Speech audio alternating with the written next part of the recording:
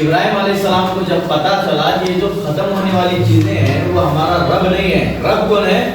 جو ہمیشہ سے ہے اور ہمیشہ رہے گا۔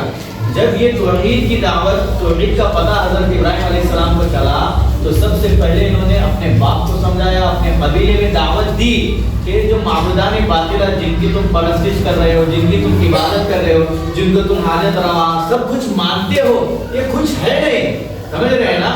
جب یہ دعوت توحید کی ابراہیم علیہ السلام نے دی تو سب سے پہلے مخالف کون کرے؟ بولو، ان کے اپنے ناراض ہوئے نہیں ہوئے؟ ان سے ہوئے نا۔ ان کے باپ آدم نے ان سے ناراضگی کا اظہار کیا، قوم قبیلے والے ان کو نکال دیے، پھر نکال دینے کے بعد وہ کہاں پر آ گئے؟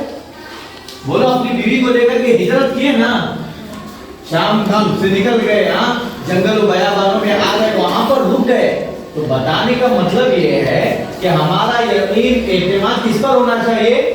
اللہ پر۔ اب یہ جو چیزیں ہم پہن کر کے آتے ہیں یا گھروں میں پہناتے ہیں، ہمیں یہ چیز ہونی چاہیے ہمارے اندر کہ ہم اپنے والدین سے پوچھیں، ابا امی یہ جو تم کڑے تعویذیں ہمیں ڈال تو رہے ہیں، اس کا اثر کیا ہے؟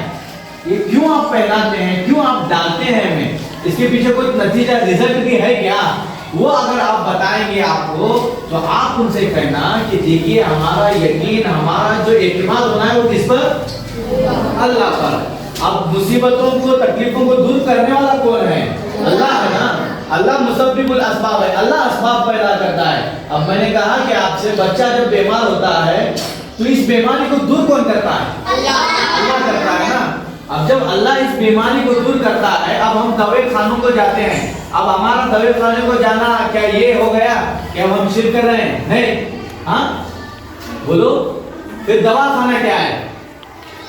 دوا خانہ کیوں جاتے ہیں؟ اسباب، ہاں یہ سبب ہے، اور اسباب کون پیدا کرتا ہے؟ اللہ۔ چلو، اب بچہ بیمار پڑ گیا، اب بچے کو دوائی کھلا رہے ہیں، اب دوائی کس نیت سے کھلاتے ہیں؟ اس کو شفا مل جائے۔ اب شفا دینے والی ذات کون ہے؟ اللہ کی ہے۔ تو یقین کس پر ہے؟ اللہ پر ہے۔ اس بیماری کو دور کون کرے گا؟ دوا ایک سبب کے طور پر اس بچے کو کھلائی جا رہی ہے، لیکن اس بیماری کو دور کرنے والا کون ہے؟